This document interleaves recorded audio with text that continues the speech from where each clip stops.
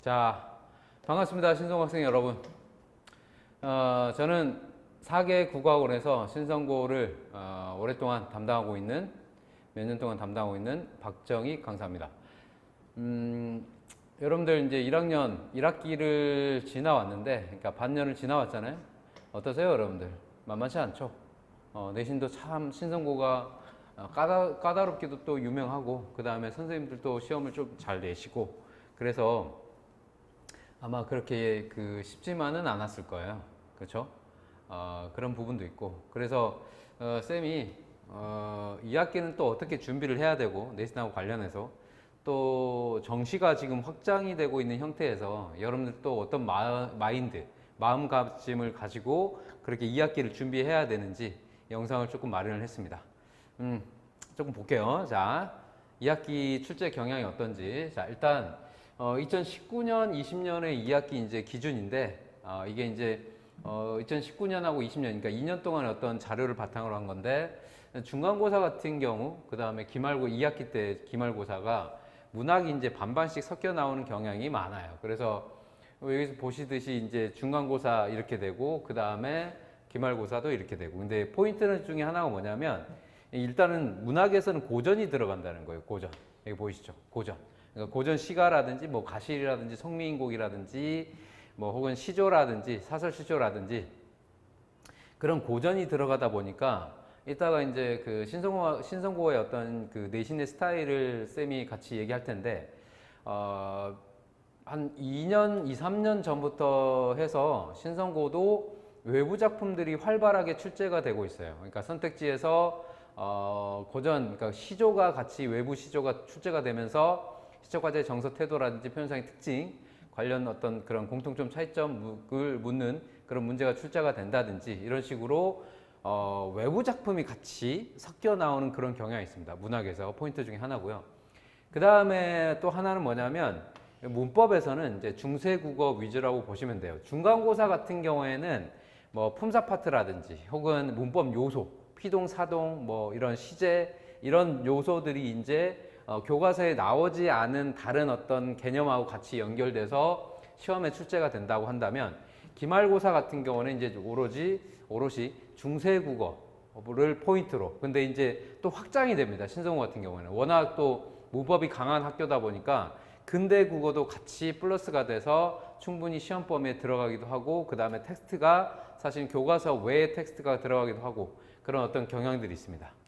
자, 그래서 신성고만의 어떤 내신 출제 경향을 한 가지 한 3가지 정도로 간단하게 간추려서 얘기를 하고, 그럼 여러분들은 어떤 방향을 가지고 공부를 해야 되는지 좀 얘기를 해줄게요. 첫 번째 하나는 뭐냐면 아주 고전적인데 단어 하나도 함정이다라는 거예요.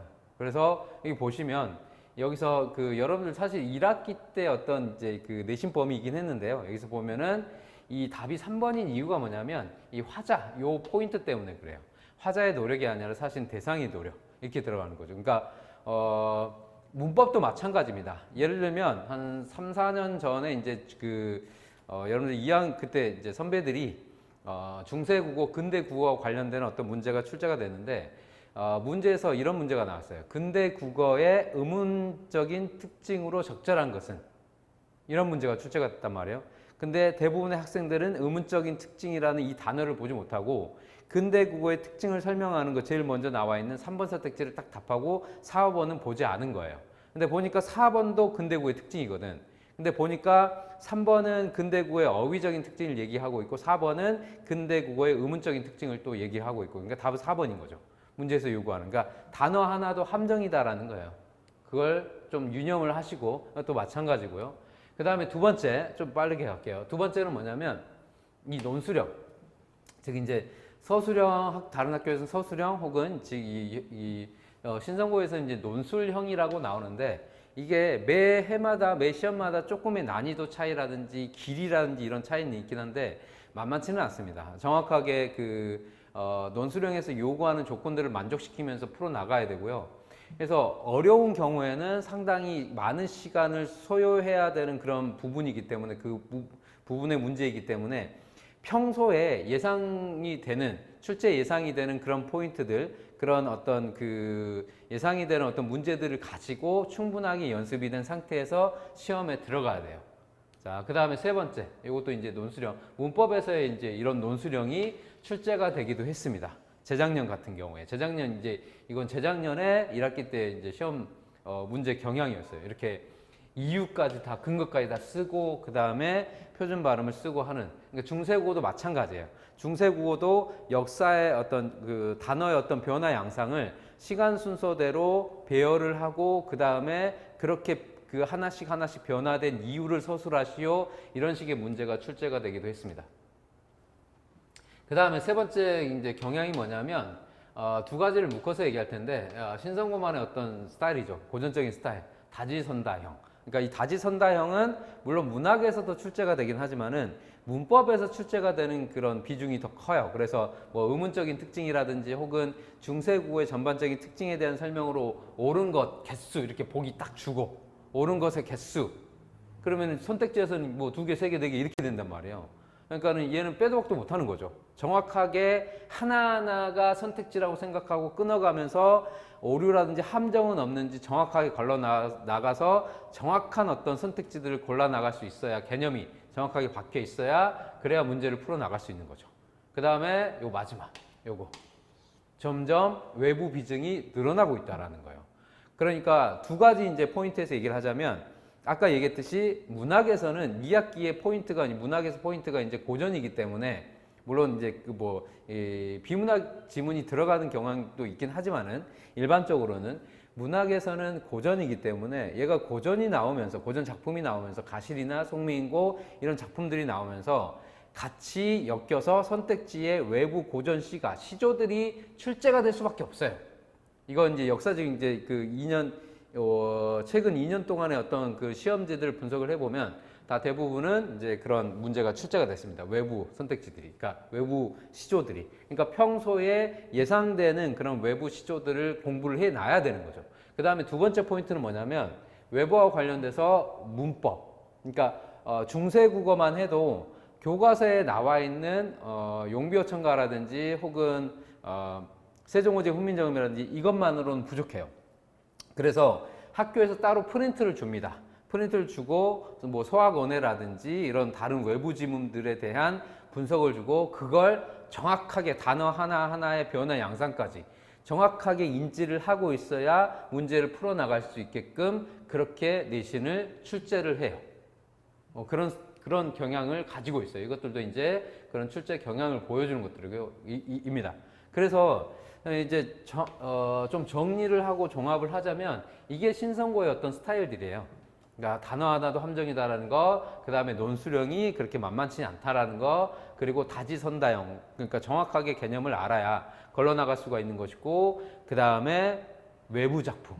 그러니까 여러분들이 준비할 때 어떻게 하셔야 되냐면, 내신 준비할 때 그냥 내신형의 스타일로만 가면 안 돼요. 그러니까 내신형의 어떤 사고라든지 내신형의 어떤 문제 풀이 방법은 절대 내신을 따는 방법이 아닙니다.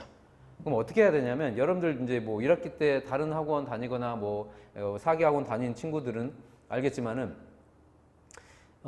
평소에 이제 수능 수업을 하잖아요, 우리가. 그리고 쌤이 이제 주중에 한 번씩 클리닉 불러가지고 또 그 모의고사를 어떻게 풀고 그 다음에 분석은 어떻게 해야 되는지 이런 걸 얘기하는데, 내신 때도 마찬가지입니다. 내신 때 어마무시하게 공부를 한단 말이에요. 문제도 엄청나게 많이 풀어나가고, 그때 그냥 내신형 단순하게 외워서 접근해서 풀어나가는 방식이 아니라 정확하게 대응시키면서, 근거는 정확하게 어디에 있는지 대응시키면서 선택지도 끊어가면서 하는 어떤 모의고사를 풀어나가는 방식, 그리고 수능을 풀어나가는 어떤 사고 방식으로 접근을 하면서 문제를 풀어나가야, 그래야 지금의 어떤 정시가 확장되는 어떤 입시의 경향에서 내신과 그 다음에 모의고사 공부, 즉 수능 공부가 연계성을 갖는 거죠. 끊기지 않고 내신을 하긴 하지만은 내신 때 공부했던 것들이 다시 수능하고 연결이 될 수 있는 거고, 방식들이 이제 이어지기 때문에 연결이 되는 것이고, 그 다음에 또 내신의 어떤 공부 시간이라든지 문제라든지 이런 걸 가지고 충분히 수능의 어떤 문학이나 문법이나 이런 부분들을 잡아 나갈 수가 있는 거죠. 알겠죠? 그런 방향성을 가지고 여러분들이 진짜 공부를 해야 돼요. 그래야 1년 후에 선택지가 생깁니다. 즉 나는 이게 너무 안 좋아서 이쪽으로 갈 수밖에 없어. 즉 수시가 안 좋아서 정시로 갈 수밖에 없어. 이런 어떤 그 방향, 길이 아니라 나는 이것도 괜찮고 이것도 괜찮은데 둘 중에 이게 더 나으니까 이쪽으로 갈래. 라는 어떤 선택지가 만들어질 수 있게끔 여러분들이 조금 준비를 하고 공부를 해야 돼요. 그러기 위해서는 내신을 할 때 내신형의 방법이나 사고로만 접근하면 절대 안 되고 수능형의 어떤 방법이나 사고로 접근하면서 문제를 풀어나가야 돼요. 그 방법은 쌤이 여러분들 오면은 알려드릴 거예요. 어떻게 해야 되는지 구체적으로는. 자, 그래서 자 앞에 어떤 신성고만이 가지고 있는 스타일들이 있는데 그 스타일에 맞는 어떤 이제 그 사기 학원의 어떤 솔루션을 간단하게 이제 얘기를 하자면 일단은 수업 완벽합니다. 그 다음에 또 이제 저희가 자랑하는 부분 중에 하나인데 꼼꼼한 관리가 된다는 얘기예요. 그러니까 저희가 규모가 있는 학원임에도 불구하고 소수의 학원이 가지고 있는 장점을 같이 끌어와서 저희가 진행을 하고 관리를 하고 있어요.